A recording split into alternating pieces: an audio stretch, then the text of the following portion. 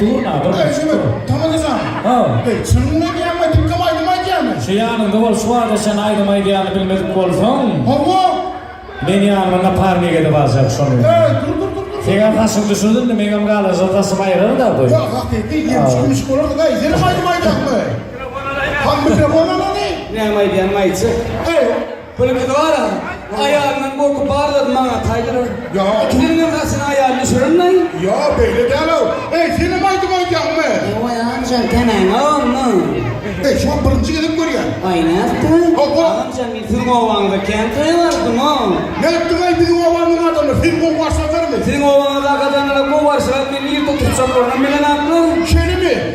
Hanım aydımdan da dinlerle. Dinlemem sen şulaydım sen sünyenlen ya.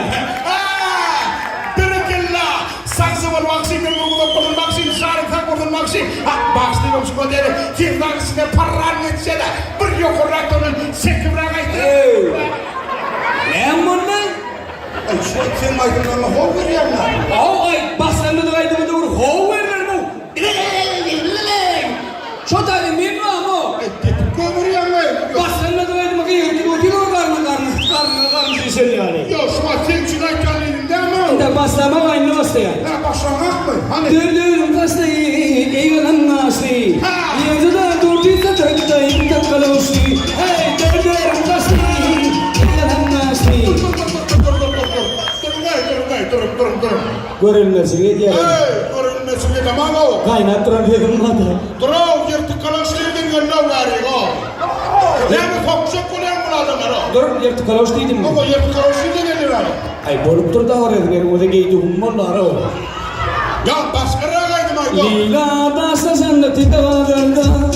Sandaydan mahalleyni yerde de gitti o. Hayran alıp gidime zaten dayrana. Aynana vahiyden gitti de gitti o Lila. Öpşak.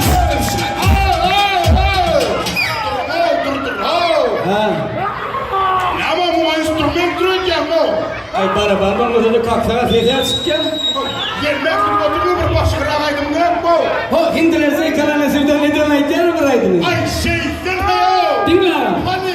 Bağda doşup mintana. Filiye filine. Salanda varım gülündüğüm filine. Ben girmem. Ne bunlar? Ha?